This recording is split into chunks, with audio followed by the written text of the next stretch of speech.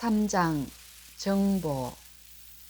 그리스도인 형제들에게 1851년에 나의 경험과 계시들에 대해 간단하게 출판하였는데 그 작은 책자에 대해 몇 가지 점을 언급하고 근래에 받은 다른 계시들을 첨가하는 것이 나의 의무라고 생각했다. 33쪽에 아래와 같은 내용이 기록되어 있다. 나는 거룩한 안식일이 하나님의 참 백성과 불신자들을 구별 짓는 표가 되며 앞으로도 변함이 없을 것임을 보았다. 안식일은 하나님을 사랑하고 기다리는 성도들의 마음을 한데 묶는 크나큰 실마리이다. 한편 나는 안식일을 알지도 못하고 지키지도 못하는 하나님의 자녀들이 있음을 보았다. 그들은 안식일에 대한 빛을 거절하지 않았다. 환난의 때가 시작되자 우리는 성령의 충만함을 입고 나아가 안식일을 더 충만하게 선포하였다. 이 계시를 받던 1847년 당시에는 안식일을 준수하는 재림 신도는 극소수에 지나지 않았고 더구나 이들 중 안식일을 하나님의 백성과 불신자들을 구별하는 선으로 볼 정도로 중요하게 생각하는 사람은 거의 없었다. 그러나 지금에 와서는 그 계시가 실현되기 시작하고 있다. 여기에서 언급한 바 있는 환난의 때가 시작될 무렵이라는 말은 일곱 재앙이 내리기 시작할 때를 말하는 것이 아니고 그 바로 직전 예수께서 아직 성소에 계실 때이다. 구속 사업이 마쳐지려는 그때에 땅 위에는 대환란이 이르러 오겠고 열방들이 분노할 것이나 셋째 천사의 기별을 방해하지 못하도록 저지당할 것이다. 그때에 늦은 비 혹은 주의 앞으로부터 새롭게 함이 이를 것이며 셋째 천사의 목소리를 높일 힘이 주어질 것이다. 그리하여 마지막 일곱 재앙이 부어질 때 성도들이 피하여 설 수 있도록 준비시킬 것이다. 42쪽에서 45쪽에 있는 열린 문과 닫힌 문에 대한 계시는 1849년에 받았다. 요한계시록 3장 7절 8절에 있는 말씀을 하늘 성소와 그리스도의 봉사에 적용하는 것은 내게 전혀 새로운 것이 아니었다. 전혀 새로운 것이었다. 요한계시록 3장 7절 8절에 있는 말씀을 하늘 성소와 그리스도의 봉사에 적용하는 것은 내게 전혀 새로운 것이었다.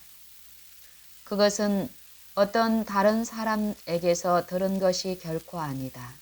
성서 문제가 그토록 명확하게 이해되었기 때문에 그것의 적용은 그 문제 자체가 지니고 있는 아름다움과 능력 때문인 것이다.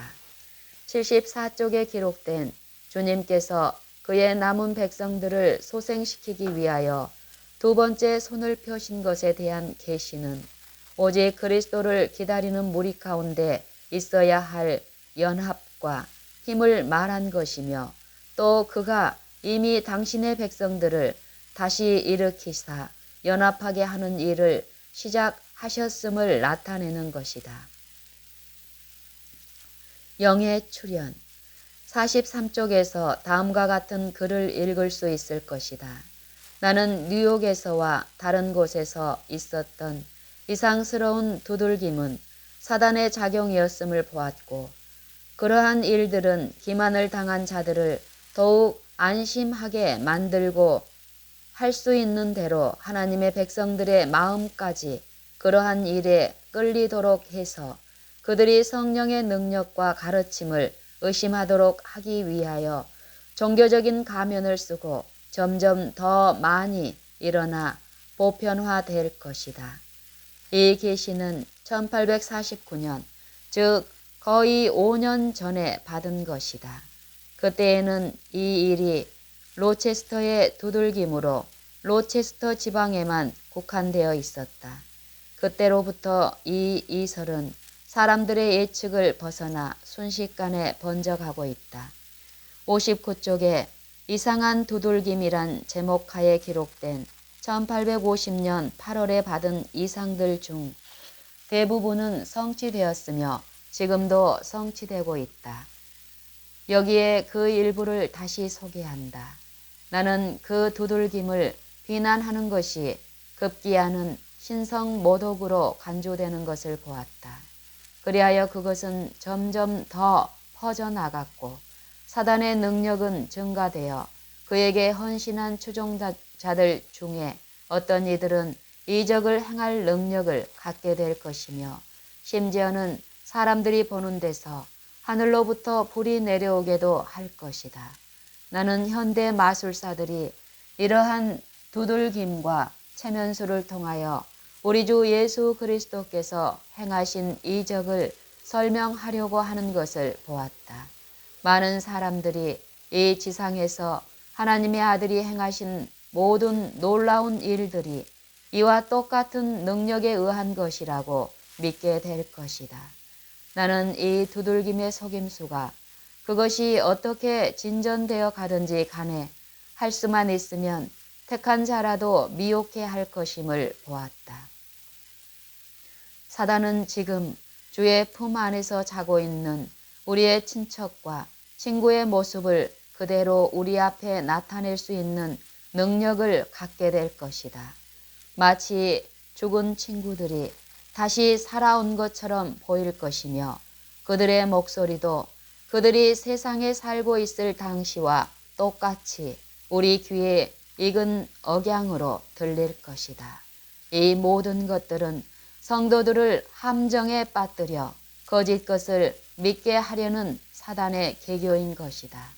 나는 성도들이 철저하게 현대 진리를 이해하고 그 진리를 성경에 기초하여 주장해야 할 것을 보았다.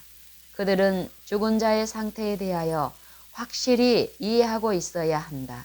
그 이유는 악령들이 죽은 자들의 모습으로 나타나 나는 너의 친구라 또는 나는 너의 친척이다 라고 말하며 안식일이 변경되었다고 주장하거나 다른 오류들을 전할 것인데 그때 그것을 분간할 수 있어야 하기 때문이다. 그들은 동정을 받기 위하여 온갖 능력을 행사할 것이며 그들의 주장을 뒷받침하기 위하여 이적을 행할 것이다.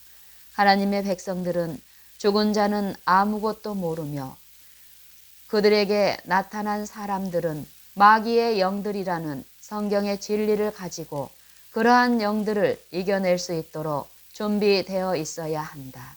우리의 마음을 주의 사물에 빼앗기지 말고 현대 진리로 채워서 소망에 관한 이유를 묻는 이들에게 겸손과 두려움으로 대답할 준비를 갖추고 있어야 한다.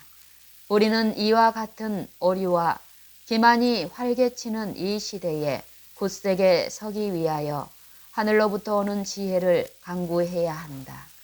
우리는 소망의 기초를 자세히 살펴보아야 하는데 왜냐하면 그 이유를 성경에서 찾을 수 있어야 하기 때문이다. 속임수는 신속하게 퍼져나가고 있기 때문에 조만간 우리들 각자가 그것을 직면하게 될 것이다. 우리가 만일 그것에 대해 준비되어 있지 않으면 그와 같은 함정에 빠져 정복되고 말 것이다.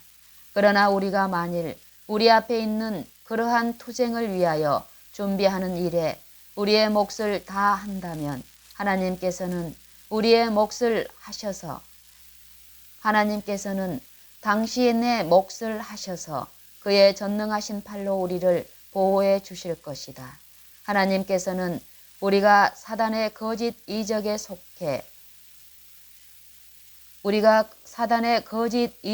속아 그의 포로가 되어 끌려가기 훨씬 이전에 당신께 충실한 영혼들을 구원하기 위하여 영광의 천사들을 보내어 그들을 지키시고 그들 주위에 울타리를 치게 하실 것이다.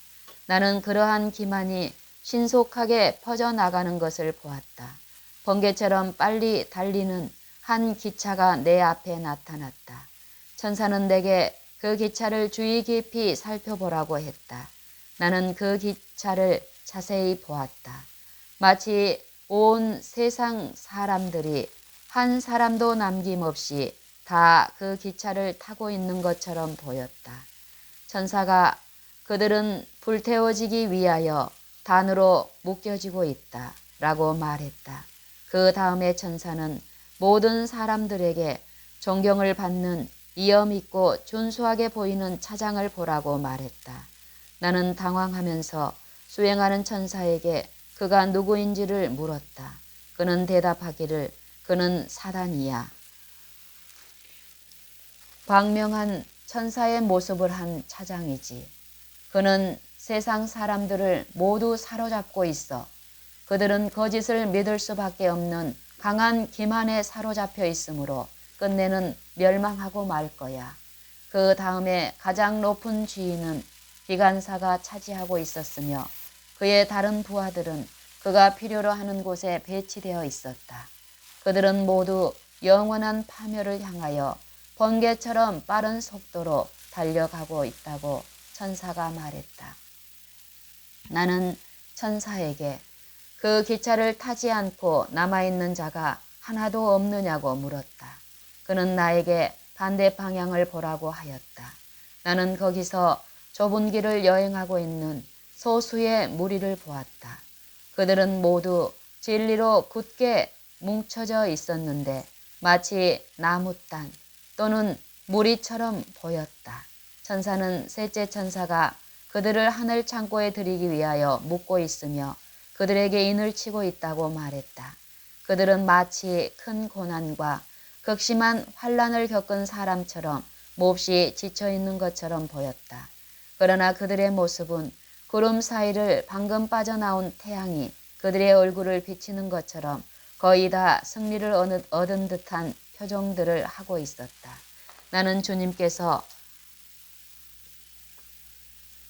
나는 주님께서 세상 사람들에게 함정을 알아챌 수 있는 기회를 주신 것을 보았다. 그 외에 다른 것은 제쳐놓고라도 값진 것과 무가치한 것 사이에 아무런 차이가 없다고 말하는 이 한 가지만으로도 그리스도인들에게는 충분한 증거가 된다. 그의 육체가 썩어 이미 티끌이 된 지 오래된 토마스 페이는 천년이 지난 후에 있을 둘째 부활에 일어나 둘째 사망을 당하게 될 것이다. 나는 주님께서 세상 사람들에게 함정을 알아챌 수 있는 기회를 주신 것을 보았다. 그 외에 다른 것은 제쳐놓고라도 값진 것과 무가치한 것 사이에 아무런 차이가 없다고 말하는 이 한 가지만으로도 그리스도인들에게는 충분한 증거가 된다. 그의 육체가 썩어 이미 티끌이 된 지 오래된 토마스 페이는 천년이 지난 후에 있을 둘째 부활에 일어나 둘째 사망을 당하게 될 것이다. 그럼에도 불구하고 사단은 그가 마치 이 사람이 하늘에 올라가 몹시 높임을 받고 있는 것처럼 나타내고 있다. 사단은 그가 살아있을 때 최대 한도로 이용했으며 죽은 후에는 그가 하늘에서 몹시 존경을 받고 영광을 누리고 있는 것처럼 가장함으로써 지금도 그가 생전에 하던 일을 하고 있는 것처럼 보이게 하고 그가 지상에서 가르치던 것처럼 하늘에서 가르치고 있는 것처럼 나타내려 한다. 그가 살아있던 자들 중에 이제 와서는 가장 부패하고 비열한 사람 중에 하나이며 하나님과 그의 율법을 경멸하는 그의 교훈을 받아들이는 자들도 있다. 모든 거짓의 아비인 사단은 악한 천사들을 보내어 사도들처럼 말하게 하고 그들이 세상에 있을 때 성령의 지시에 따라 기록한 성경 말씀과 반대되는 말을 하게 함으로써 세상을 기만하고 눈멀게 한다. 이 거짓말하는 천사들은 사도들로 가장하여 그들의 교훈을 더럽히고 그들은 불의한 자들이었다고 선언한다. 이렇게 함으로 사단은 온 세상과 그리스도인이라고 공언하는 자들이 하나님의 말씀을 의심하도록 한다. 거룩한 책인 성경이 그의 길을 직접적으로 가로막고 그의 계획을 좌절시키기 때문에 사단은 사람들로 하여금 그 신성한 근원을 의심하도록 인도한다. 그래서 그는 신앙심이 없는 토마스 페인이 죽은 즉시 하늘에 올라가 그가 세상에 살 때 미워하던 사도들과 함께 세상을 가르치는 일에 종사하고 있는 것처럼 가장해서 세상을 미혹하고 있다. 사단은 그의 부하들에게 할 일을 배정해 준다.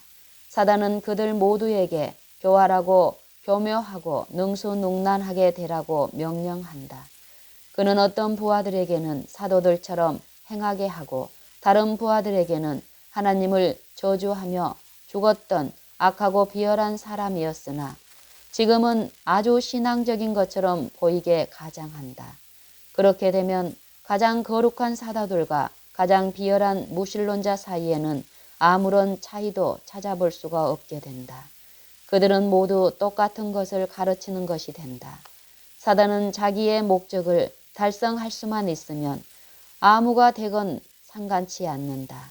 사단은 토마스 페인이 세상에 있을 때 그와 너무나 밀접한 관계를 가지고 그의 활동을 도왔기 때문에 자기를 그토록 신실히 따르면서 자기의 목적을 성취하는 데 힘을 다했던 사람의 목소리와 필적을 모방하는 것쯤은 극히 쉬운 일이다. 페인의 작품의 대부분은 사단이 자기의 것을 그대로 받아쓰게 한 것에 지나지 않았으므로 그가 자기의 천사들에게 페인의 감정을 그대로 살아있을 때 그토록 신실한 자기의 종이었던 그를 흉내내게 하는 것은 과히 어렵지 않다. 이런 일은 사단의 걸작품이다. 죽은 성도들과 사도들과 악한 사람으로부터 온 것처럼 가장한 이 모든 교훈들은 다 사단의 권세로부터 나온 것이다. 사단이 자기를 그처럼 사랑하고 하나님을 그처럼 미워하던 자가 지금은 거룩한 사도들과 영광스러운 천사들과 함께 있다고 말하는 사실이 모두 사람의 마음을 가리우고 있는 휘장을 걷어치우고 그들에게 음흉하고 괴이한 사단의 역사를 충분히 드러내도록 해야 한다. 사단은 모든 세상 사람들에게 그대가 아무리 악한 짓을 한다 해도 상관없다.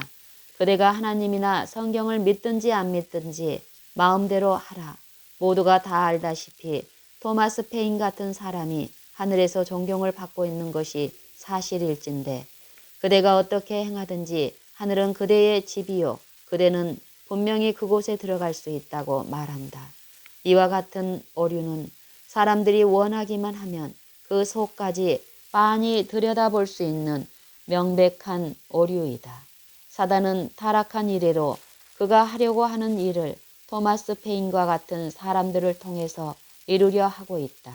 그는 능력과 거짓 이적을 통하여 그리스도인의 소망의 기초를 무너뜨리고 그들이 가는 하늘로 향한 좁은 길을 비추는 태양을 꺼버리려 하고 있다.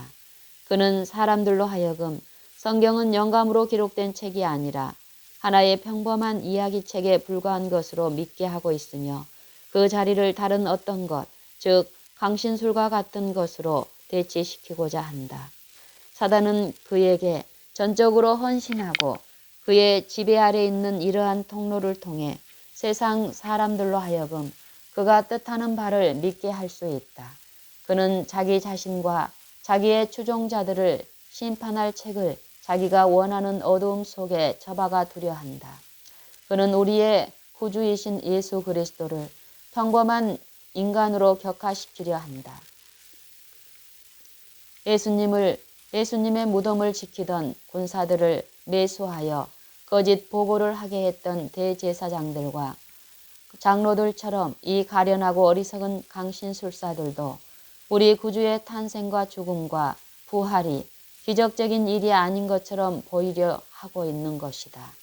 예수님을 배경으로 삼아 그들은 그들 자신과 그들이 행하는 기사와 거짓 이적에 세상의 이목을 집중시켜서 그들의 능력이 그리스도의 능력보다 훨씬 앞선 것처럼 말하고 있다. 그렇게 하여 세상은 올무에 걸린 채 안전하다는 감언 이설에 속아서 일곱 재앙이 내릴 때까지 그들의 무서운 속임수를 깨닫지 못하게 되는 것이다. 사단은 자기의 계략이 훌륭하게 성공해온 세상이 자기의 올무에 걸려든 것을 보고 통쾌하게 웃는다. 55쪽에 나는 아버지를 두르고 있는 영광으로 빛나는 구름에 대하여 묘사하면서 그분의 형상은 볼 수 없었다고 말했다. 나는 또한 아버지께서 보좌에서 일어나는 것을 보았다고 말한 바 있다. 아버지께서는 빛과 영광으로 둘리어 있었으므로 그분의 몸을 볼 수 없었으나 나는 그분이 하늘 아버지이심을 알았고 그분에게서부터 이러한 빛과 영광이 발산되어 나오는 것을 알았다. 이 빛과 영광에 둘린 물체가 보좌에서 일어나는 것을 보았고 나는 아버지께서 움직이고 계심을 알았으며 그래서 아버지께서 일어서신 것을 보았다고 말한 것이다. 그분의 영광과 찬란하심을 나는 결코 직접 볼 수는 없었는데 이는 그분을 보고 살 자가 아무도 없기 때문이다. 단지 나는 그분을 두르고 있는 빛과 영광만을 보았을 뿐이다. 나는 또한 사단이 보좌 옆에서 하나님의 사업을 하려고 하는 것처럼 보였다고 기록하였다. 같은 쪽 다른 구절에 나는 아직도 보좌 앞에 엎드려 기도하던 무리를 돌아보았다고 기록했다. 이 무리들은 보좌 앞에 꿇어 엎드려 죽을 욕심을 쓴 이 땅 위의 사람들이었다. 나는 결코 이 사람들이 새 예루살렘의 거민이라고 생각지 않았다. 나는 사단이 실제로 새 예루살렘에 있다는 사실을 내가 믿었다고 추측하는 사람이 있을 것이라는 생각을 갖지도 않았었다. 요한도 하늘에 커다란 붉은 용이 있음을 보지 않았던가. 또 하늘에 다른 이적이 있으니 볼지어다. 7머리를 가진 붉은 큰 용이 있어. 계시록 12장 3절. 하늘나라에 괴물이 있다니. 내가 기록한 이 기절이 나의 저서를 평하는 어떤 사람들에게는 조롱할 수 있는 조로의 기회가 되는 듯하다. 48쪽에서 52쪽에 기록된 계시는 1850년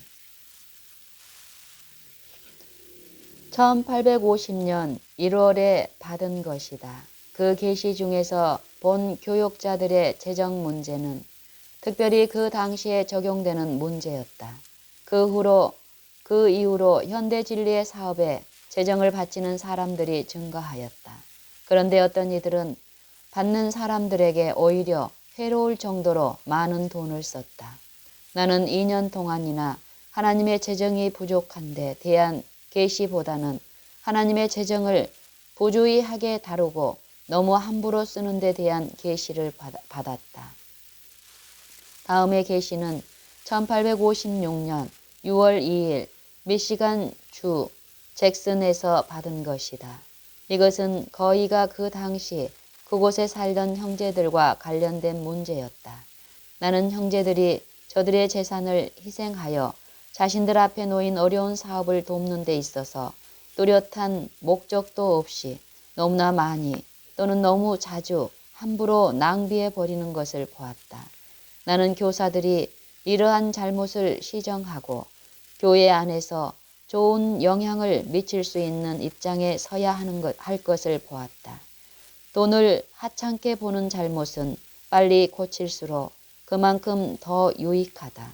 많은 기부금을 받아 가지고 그 돈을 아껴 쓰지 않고 함부로 낭비하는 자들에게 한마디의 경고도 하지 않았던 나쁜 신뢰가 종종 있었다. 많은 재정을 받아들이면서도 많은 돈을 바치는 것이 과연 우리 형제들의 의무이며 또 너무 과도히 주는 것이 하나님께 인정받을 수 있는 일인지에 대하여 전혀 고려해 보지 않았다. 그것이 참으로 필요한 것인지를 세밀히 따져보지도 않고 준 자들에게도 잘못이 있다. 많은 돈을 받은 자들이 큰 어려움에 빠졌다. 어떤 형제는 너무 많은 돈이 손에 들어옴으로 인하여 큰 고통을 당하게 되었다. 그는 경제를 배우지 못했으므로 그 돈으로 사치스러운 생활을 하며 여기저기를 여행했고 아무 유익도 없는 일에 돈을 낭비해 버렸다. 그는 이같이 주님의 재정을 낭비함으로 나쁜 가마를 끼쳤다. 그는 마음속으로 다른 사람에게 모처에는 충분한 자금이 있으니 예수님이 오실 때까지 마음대로 쓰고도 남을 거야 라고 말한다.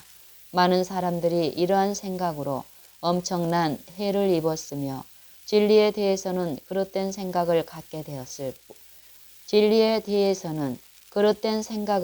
되었을 뿐 아니라 저들이 아무 가치 없이 사용하고 있는 돈이 주님의 것임을 인식하지도 못하고 있다. 이제 막 셋째 천사의 기별을 받아들이고 나서 이와 같은 것을 보는 연약한 영혼들은 그리스도를 위하여 고난받는 법과 자신을 부인하는 법을 배우지 않으면 안 될 것이다. 그들은 안위를 버리고 안락과 편의를 추구하는 일을 그치고 영혼에 대한 무거운 책임을 느끼지 않으면 안 된다. 마음속에 두려움을 느끼는 자들은 편안한 여행을 위하여 많은 준비를 하지 말 것이다. 어떤 사람들은 부르심을 받지 않았으나 격려를 받아 일터에 나간 사람들이 있다. 다른 사람들은 이런 일의 영향을 받아 경제의 필요를 느끼지 않으며 자기 부정에 대해서도 냉담하여 주님의 창고에 재물을 드릴 생각을 하지 않는다. 그들은 아마 나 외에도 돈을 넉넉히 가진 사람들이 있으니 그들이 책자를 내는 일을 도울 것이다. 나는 아무것도 할 필요를 느끼지 않아.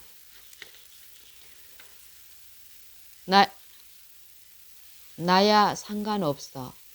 내 도움 없이도 책자가 나오게 될 거야 라는 생각을 하거나 말할는지 모른다. 복음 사업을 유지하기 위하여 재물을 드리는 일과 그 재물을 잘못 사용하는 것과 관련된 나의 계시에 나타난 사람들이 그렇게 다른 부분의 원칙들을 수행해 나가는 일을 등한히 하면서 사치스러운 생활을 하는 것을 볼 때 참으로 견디기 어려웠다. 50쪽에서 다음 글을 읽을 수 있다. 나는 하나님께로부터 오는 기별을 가지지 않고 여행하는 이들 때문에 하나님의 사업이 방해와 멸시를 받는 것을 보았다.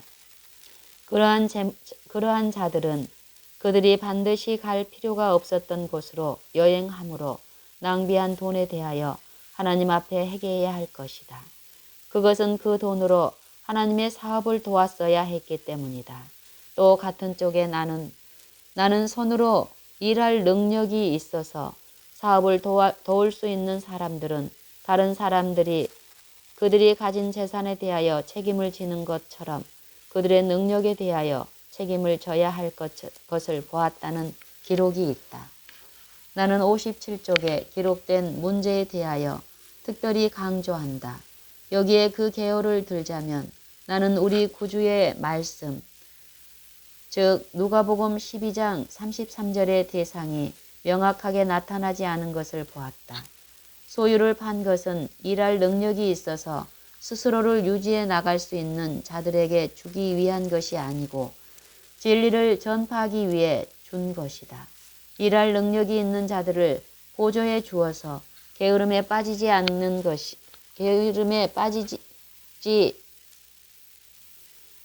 일할 능력이 있는 자들을 보조해 주어서 게으름에 빠지게 하는 것은 죄이다.